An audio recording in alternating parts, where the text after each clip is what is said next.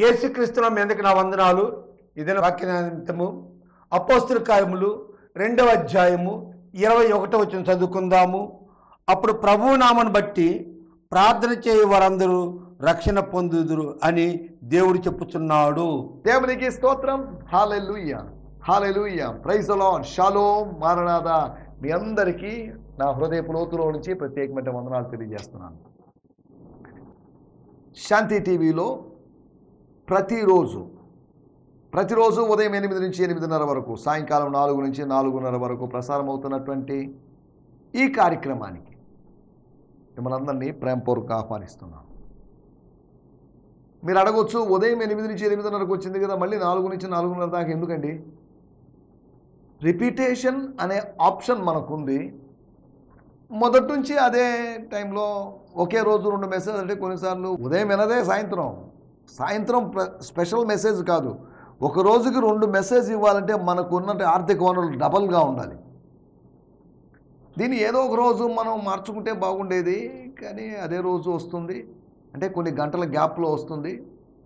అంటే ఒక 8 గంటల గ్యాప్లో మొదటి సందేశం, అదే ఉదయకాలపు సందేశం తర్వాత 8 గంటల గ్యాప్లో మరొక సందేశం వస్తుంది. చూద్దాం దాని గురించి. శాంతి టీవీలో ఈ లోకల్ టీవీ కనుక, నాన్ శాటిలైట్ ఛానల్ కనుక రిపీటేషన్ వేస్తున్నారు. కానీ కొన్ని ఛానల్స్, శాటిలైట్ ఛానల్స్ అయితే రిపీటేషన్ ఉండదు, ఒకసారి వేస్తారు అంతవరకే. ఏదేమన్నప్పటికీ మాబోటి చిన్న సేవకులకి ఇటువంటి ఛానల్స్ ప్రోత్సాహాన్ని ఈ విధంగా ఇస్తున్నాయి అనడంలో ఎటువంటి సందేహం లేదు. కాబట్టి శాంతి టీవీని బట్టి నేను ప్రభు నామాన్ని మహిమపరుస్తున్నాను. దేవుని స్తోత్రం, హల్లెలూయా. అందుకని అక్కడక్కడ మీటింగ్లకు వెళ్ళినప్పుడు దేవజనులు వాళ్ళు పాంప్లెట్లో శాంతి టీవీ, పాస్టర్ వి సంతోష్ గారు, శాంతి టీవీ ప్రసంగికులు నెల్లూరు అని వేసుకుంటున్నారు. దాన్ని వేసుకోవడం వల్ల మనకు వచ్చేదంటూ ఏమీ లేదు. దానివల్ల ఓహో శాంతి టీవీ ప్రసంగికులు కదా ఏదో చెప్తారని ప్రజలు గొప్పగా ఊహించుకొని డిసప్పాయింట్ అయితే నేనేం చేయలేను. నాకు చాలా గొప్పగా చెప్పాలని ఉంది, కానీ చెప్పలేం కదా. మనం చెప్పించాల్సిన వాడు చెప్పించినప్పుడు మనం ఎంత చెప్పాలని ప్రయత్నం చేసినా, 4 పుస్తకాలు తిరగేసినా, ఇంటర్నెట్లోకి ఎంత కొట్టినా మన జ్ఞానం కాదు. ఇది దైవ జ్ఞానము ద్వారా జరగాల్సిన కార్యము, దేవుని శక్తి ద్వారా జరగాల్సిన కార్యము. టీవీ ప్రసంగికుడు అంటే ఏదో గొప్ప అని నేను అనుకోలేదు. ప్రసంగికుడంతో, నాన్ టీవీ ప్రసంగికుడంతో టీవీ ప్రసంగికుడు కూడా అంతే. టీవీలో ప్రసంగించని వానికన్నా టీవీలో ప్రసంగించేవాడు గొప్ప అనుకుంటే మనం మోసపోయినట్టే. కాకపోతే కొద్దిగా ఐడెంటిఫికేషన్ కోసం టీవీ ప్రసంగికుడు అని వేస్తున్నాం అంతవరకే. మనం అలా వేసుకున్నా ఎలా వేసుకున్నా దేవుని నామానికి మహిమ కలగాలి అనేది నా యొక్క ఉద్దేశం. వాళ్ళు వేసుకుంటారో వద్దని చెప్పినా కానీ ఏదో ఉండాలండి సార్, అది ఇది మీరు ఎట్లాగూ చేస్తున్నారు కదా, చేయకుండా ఉందేం కాదు కదా. ఎప్పుడో 3-4 సంవత్సరాల క్రితం టీవీలో ప్రోగ్రామ్ ఇచ్చి ఆగిపోయిన వాళ్ళు కూడా టీవీ ప్రసంగికులను వేసుకుంటున్నారు. వాళ్ళు వేసుకున్నారని మనం వేసుకోవడం లేదు. పులిని చూసి నక్కలు వాత పెట్టుకునే విధానం కాదు. ఒకవేళ ఒకరిద్దరు టీవీ ప్రసంగికులు కలిసి అయ్యో అని వస్తే, అమ్మో అని విస్మయం ముందు వస్తే రానివ్వండి, వాడు దేవుడు వాక్యం వినేవాడి నష్టమే ఉంది. ఏ విధం చేతనే వాళ్ళు పట్టబడ్డం, వాక్యం చేత పట్టబడ్డం, వాక్యం చేత గుచ్చబడ్డం, పొడవబడ్డం అది కావాలి. కానీ విఆర్సీ గ్రౌండ్లో మనకు మీటింగ్స్ జరుగుతున్నాయి. ఇప్పుడు కాదు, నేను చాలా సంవత్సరాల క్రితం ఒక వ్యక్తిని నేను అడిగాను. ఆయన వచ్చాడు గ్రౌండ్కి, నేను వెళ్ళాను. నేను ఎప్పుడు పోను మీటింగ్స్కి, పెద్దగా వెళ్ళాను. నేను అడిగాను, ఏమండి ఏం వచ్చారు మీటింగ్, ఏం సార్ మీటింగ్కి వచ్చాను అని అడిగాను నేను. ఆయన చెప్పిన మాట విచిత్రంగా ఉంది. అవునండి వచ్చానని కాకుండా శ్రీలేఖ కోసం వచ్చానండి అన్నాడు. అంటే ఎంఎం శ్రీలేఖ అనేటువంటి ఆ మ్యూజిక్ డైరెక్టర్, ఆ సింగర్ కోసం వచ్చాడట. మీటింగ్లకు వచ్చేటప్పుడు సింగర్ల కోసం, స్పీకర్ల కోసం కాకుండా ప్రభు మాట కోసం రాగలిగితే ఎంత బాగుంటుంది. ఈ రోజుల్లో ప్రజలు అరేంజ్మెంట్స్ని ఇష్టపడేవాళ్ళు, మీటింగ్ తర్వాత ఈటింగ్ని ఇష్టపడేవాళ్ళు, లేకపోతే మీటింగ్లో ఉండే సాంగ్స్ని ఇష్టపడేవాళ్ళు ఇలా ఉంటారు.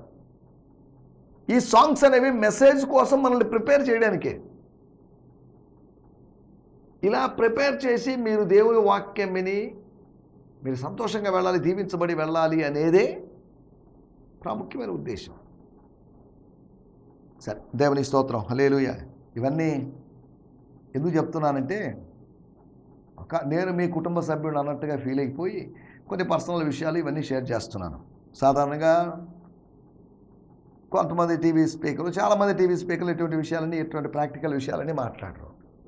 సరే, దేవుని స్తోత్రం, దేవుని నామానికి మహిమ కలుగును గాక. నిన్నటి ఎపిసోడ్లో మనం ప్రభువు రాకడ, దట్స్ నాట్ అండ్ ఇమాజినేషన్, అదొక ఇమాజినేషన్ కాదు, ఊహ కాదండి.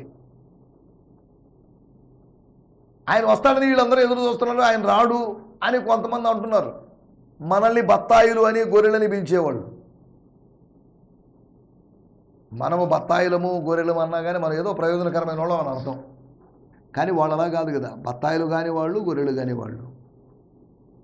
ఇలా ఒకరినొకరు ఈ నిక్ నేమ్స్ పెట్టుకొని పరిహసించుకునేటువంటి విధానం పోవాలి మనం. ఎడారి మతం వాళ్ళు అన్నారు. మతానికి ఎడారికో పర్వతానికో మైదానానికి సంబంధం ఏంటి? బుద్ధిలేని మాటలు కాకపోతే.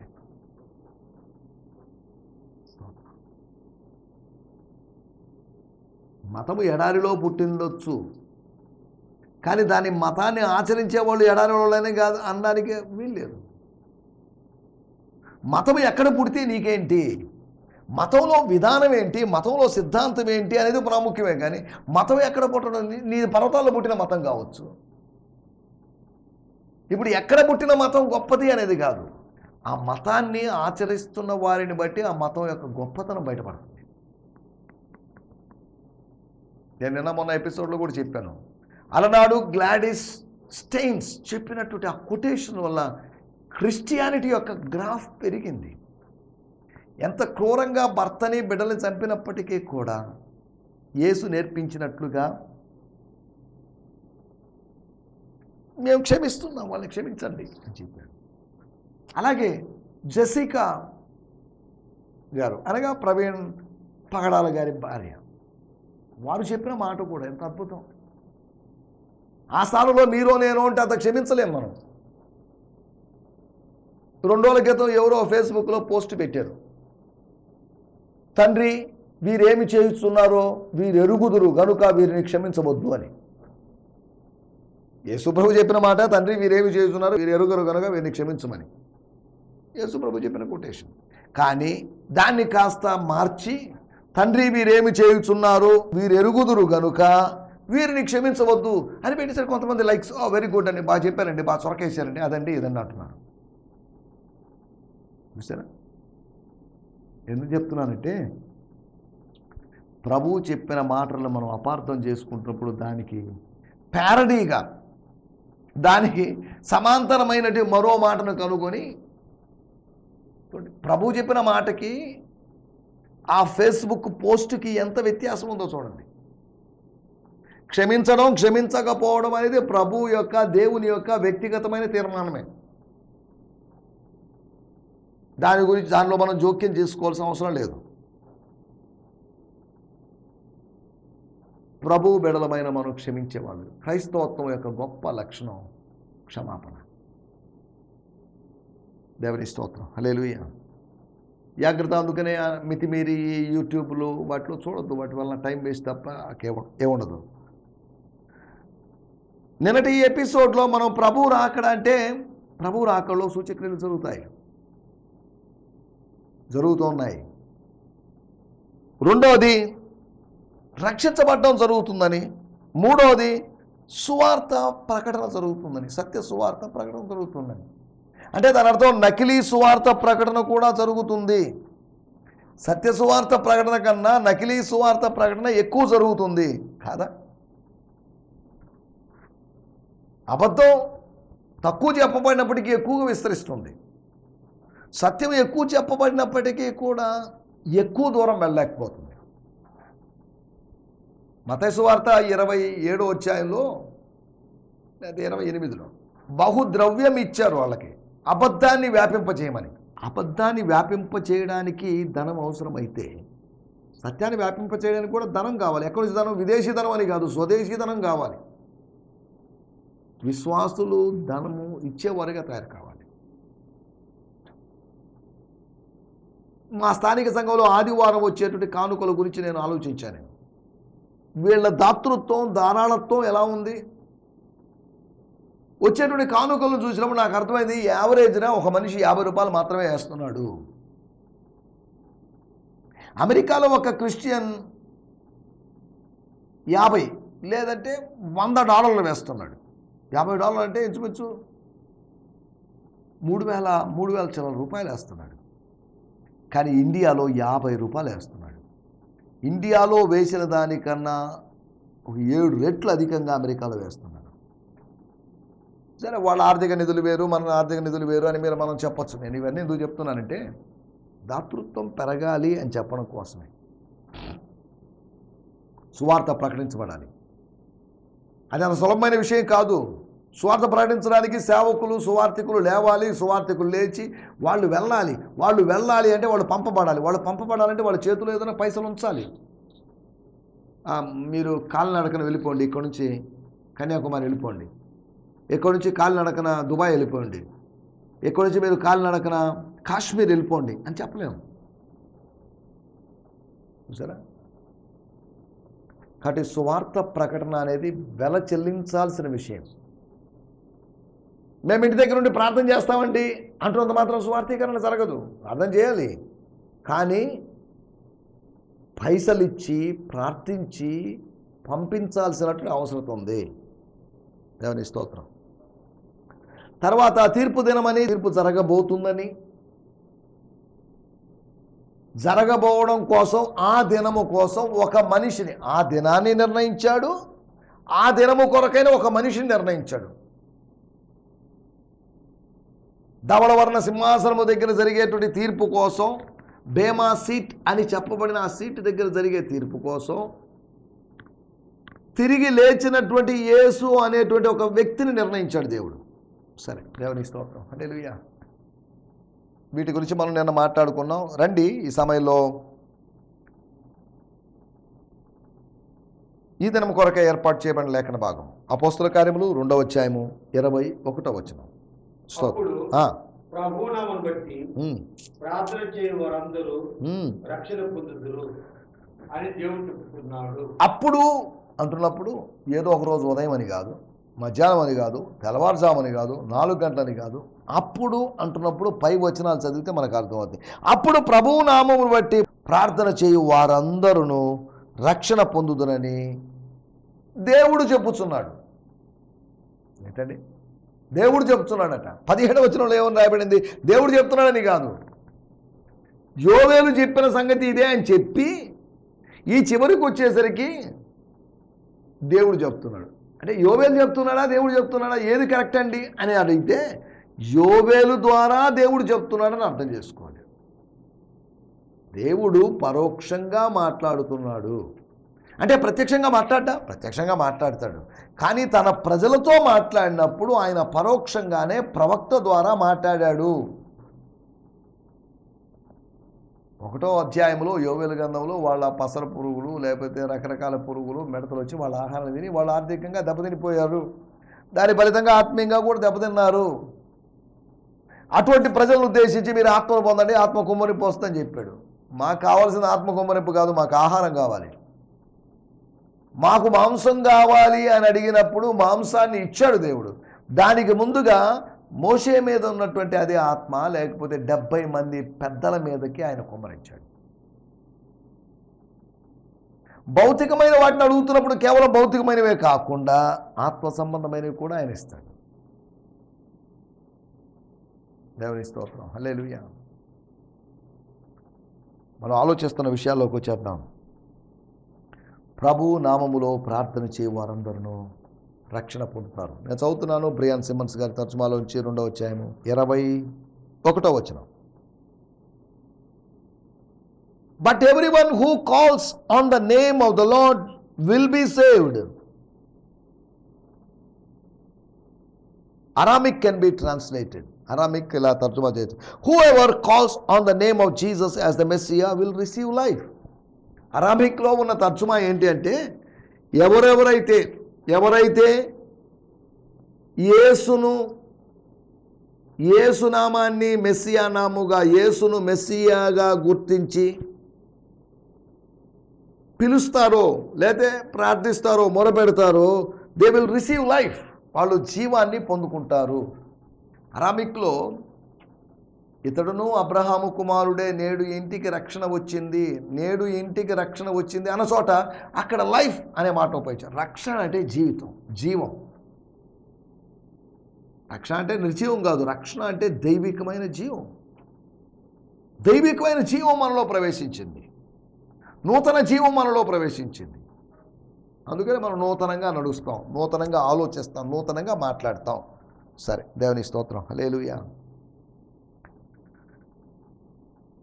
వాడుక భాషలో చదువుకుందాం. అప్పుడు ఆ, ఆయన నామములో అప్పుడు ఆయన నామములో అనగా ప్రభువు నామములో ప్రార్థించు ప్రతి ఒక్కరిని ప్రభు రక్షిస్తాడు. ఎస్, అనగా అక్కడ మనకు యోహాను సువార్త 3వ అధ్యాయము 16వ వచనంలో ఆయన నామమందు విశ్వాసముంచు, లేదా ఆయన యందు, ఆయన కుమారుని యందు విశ్వాసముంచు ప్రతివాడును. అనగా అక్కడేమో విశ్వాసముంచు ప్రతివాడు, ఇక్కడేమో ప్రార్థించు ప్రతివాడు. అక్కడ నిత్యజీవం పొందుతాడని రాయబడింది, ఇక్కడ రక్షణ పొందుతాడని రాయబడింది. నిత్యజీవం అంటే ఎటర్నల్ లైఫ్. ఇంతకుముందే చెప్పాను నేను, రక్షణ అంటే జీవము, అంటే ఇట్స్ ఎ డివైన్ లైఫ్. నేను బతికున్నానండి, నేను బతికున్నాను కాబట్టి మాట్లాడుతున్నాను, మిమ్మల్ని చూస్తున్నాను, మీరు నన్ను చూస్తున్నారు, మీరు బతికున్నారు కాబట్టి. చచ్చిపోయిన వాళ్ళు పరస్పరం 2 డెడ్ బాడీస్ పక్క పక్కనే బాక్సుల్లో ఉన్నాయి.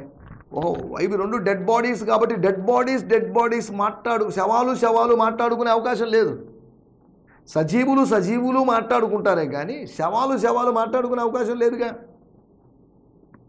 ఆత్మీయంగా చచ్చిపోయిన వాడైనప్పటికీ కూడా అపరాధాన్ని బట్టి, అతిక్రమాన్ని బట్టి, ఆజ్ఞాతిక్రమాన్ని బట్టి ఒక్క పాపమైనా చేసినప్పటికీ ఆదాము చచ్చిన వాడిలాగా మారిపోయాడు. స్తోత్రం, హల్లెలూయా. దానివల్ల ఏం జరిగింది? దేవునితో ఉన్న సంబంధం సరిగా నెలకొల్పుకోలేకపోయాడు. దాక్కోవాల్సిన పరిస్థితి, భయపడాల్సిన పరిస్థితి, పిరికి వాడలాగా మారాల్సిన పరిస్థితి. అక్కడ ఉన్నటువంటి ఏదైనా తోటలో సింహాలు అతను వ్యతిరేకించలేదు, వేరే జంతువులు ఏం వ్యతిరేకించలేదు. ఎందుకో మరి తెలియని భయం వచ్చింది. భయపడ్డాడు. పరిశుద్ధుడైన దేవుణ్ణి సమీపించడానికి భయపడ్డాడు. ఎందుకు చెప్తున్నానంటే, అయినప్పటికీ కూడా ఆదాము దైవస్వరాన్ని వినగలిగాడు. దైవస్వరాన్ని మనం వినే అవకాశం ఉంది మానవునికి. ప్రభువు నామములో ప్రార్థన చేసేవాళ్ళు పొందుకుంటారు. ఏం పొందుకుంటారు? డబ్బులు పొందుకుంటారు, ఇల్లు పొందుకుంటారు, కారు పొందుకుంటారు, అపార్ట్మెంట్ పొందుకుంటారు అని కాదు. యోహాను సువార్త 3వ అధ్యాయంలో నిత్య జీవాన్ని పొందుకుంటారు. మొదటి మన అపోస్తుల కార్యములు 2వ అధ్యాయంలో వారు రక్షణ పొందుకుంటారు. దేవునికి స్తోత్రం, హల్లెలూయా. అనగా ప్రార్థించిన, ప్రభువును స్వీకరించిన, అనగా విజ్ఞాపన చేసిన, విశ్వసించిన ఏదో జరుగుతుంది.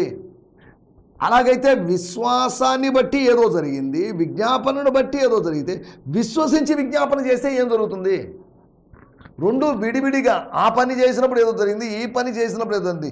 ఈ 2 పనులు కలిపి చేసినప్పుడు ఇంకా ఏదైనా గొప్ప కార్యం జరిగే అవకాశం ఉంది కదా. ఒక హైడ్రోజన్ అయాన్స్, 2 హైడ్రోజన్ అయాన్స్, ఒక ఆక్సిజన్ అయాన్ కలిపాం కెమిస్ట్రీలో, లేకపోతే ల్యాబ్లో కలిపాం, లేకపోతే ప్రకృతిలో మనకు తెలియకుండా అవి కలిసాయి. అవి కలిసినప్పుడు H2O నీరు వచ్చింది. కలిసింది 2 వాయువులు కలిసాయి. ఏర్పడింది కొత్త వాయువు కాదు, కానీ ఏర్పడింది జలం ఏర్పడింది. ఇది ఎలా జరిగింది? 2ని కలిపామని శాస్త్రవేత్తలు చెప్పగలని, ఎలా కలిపితే అసలు ఎందుకు నీళ్ళు అవుతున్నాయి? నీళ్ళే ఎందుకైనాయి? లేకపోతే రాళ్ళు ఎందుకు కాలేదు? లేకపోతే గట్టి ఐస్ ఎందుకు కాలేదు? ఫ్రోజన్గా ఉన్నది ఎందుకు కాలేదు అనే దానికి వాళ్ళు సమాధానం చెప్పలేక, సైన్స్ దగ్గర చాలా ప్రశ్నలకు సమాధానాలు లేవు, అది వేరే విషయం ఏంటి. కానీ దేవుడు అన్నిటికీ సమాధానం ఇవ్వగలడు. దేవుని స్తోత్రం. రక్షణ మన టైటిల్ అదే, రక్షణ గురించి మనం కొద్దిగా ఆలోచిద్దాం. 2వ అధ్యాయము 21వ వచనం. రక్షణ అంటే ప్రార్థించగలగడం, ప్రభువు నామాల్లో ప్రభువు సన్నిధికి రాగలగడం. దేవుడు అంటే నాకు నమ్మకం లేదనుకుందాం, నేను ప్రార్థన చేయగలనా? చేసే అవకాశం లేదు. అయ్యా కష్టాల్లో ఉన్నావు, ప్రార్థన ప్రార్థన ఎవరికి? ఏంటి? దేవుడు లేడుగా. దేవుడు లేకపోతే నేను ఎందుకు ప్రార్థన చేయడం? ఏమన్నాడు? మీకు ప్రార్థన చేయగలనేమో, డబ్బున్నోడికి ప్రార్థన చేయగలనేమో కదా. రాజకీయ నాయకులు ప్రార్థన చేస్తున్నారు, మీ అమూల్యమైన ఓటు వేసి మమ్మల్ని గెలిపించే ప్రార్థన. అరే బాబు, నీ జీవితం మారాలి, ఆ భగవంతుడికి ప్రార్థన చేయి. నువ్వు గెలవాలని ఆ భగవంతుడికి ప్రార్థన చేయటం వాళ్ళు చేయరు. వాళ్ళు అంటున్నారు, ఓటర్ మహాశైలారా, మీ అమూల్యమైన ఓటు వేసి మమ్మల్ని గెలిపించాల్సిందిగా ప్రార్థన. అంటే ప్రార్థన అంటే అడుక్కోవడం, అభ్యర్థించడం అని అర్థం. ఒకటి రక్షించబడినటువంటి పౌలు అపోస్తలుల కార్యములు 9వ అధ్యాయం, ఇదిగో అతడు ప్రార్థన చేస్తున్నాడు. అతనికి ఎలా ప్రార్థన చేయాలని ఎవరు ట్రైనింగ్ ఇవ్వలేదు. అననీయ వచ్చి ట్రైనింగ్ ఇచ్చాడా? ప్రార్థన ఇలా చేయాలి, ఇలా చేయాలి, ప్రేయర్ రూల్స్ అండ్ రెగ్యులేషన్స్ ఇవి అని ఒక ప్రార్థనా పుస్తకం ఇచ్చి ఈ ప్రార్థనలు చదువుతూ ఉండు, ఈ ప్రార్థనలు గట్టిగా చదువు, దీనివల్ల ఏదో జరుగుతుంది. నో, ఇటువంటిది ఏం జరగలేదు. స్తోత్రం, హల్లెలూయా. ప్రార్థన it's a stage, it's an experience to pray. ప్రార్థించగలిగినటువంటి అనుభవం. రక్షణ లేదా, ప్రార్థించే అవకాశం లేదు. రెండవ అధ్యాయం 24వ వచనం, అపోస్తలులకు మరణము యేసు అనేటువంటి జీవాధిపతిని బంధించి ఉంచుట, ప్రిన్స్ ఆఫ్ పీస్ని, ప్రిన్స్ ఆఫ్ లైఫ్ని బంధించి ఉంచుట అసాధ్యం. అన్ని వేళలా అది అసాధ్యం. దేవుడు మరణ వేదనను తొలగించి ఆయనను లేపెను. లేపడం ఇది రక్షణ.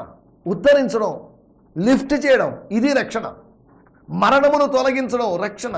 మరణ వేదనలు తొలగించడం రక్షణ. మరణము నుంచి తప్పించుకోగలిగిన నరుడెవడూ లేడు. కానీ మరణించాలి అందరూ, తప్పదిక. కానీ ఆత్మీయ మరణం నుంచి మనం తప్పించుకోవచ్చు. పాపం వల్ల వచ్చు జీతమైన మరణం నుంచి మనం తప్పించుకోవచ్చు. ఎలాగా? బలుల, అర్పణల, పూజ ద్వారానా, ప్రక్షాళన ద్వారానా, లేదంటే ఇంకా ఏదైనా కార్యక్రమం? నో. ఇవన్నీ ఎలా జరుగుతాయంటే, రక్షణ ఎలా, మరి ఎవరి నామములను రక్షణ కలుగదు. అపోస్తలుల కార్యం 4వ అధ్యాయం 12వ వచనంలో చెప్పండి మాట. అది మనం ఆలోచిస్తున్న మాట ఏంటంటే, మరణానుభవం నాకు కలిగింది. పాపం వల్ల, అపరాధం వల్ల నేను మరణం తెచ్చుకున్నానండి.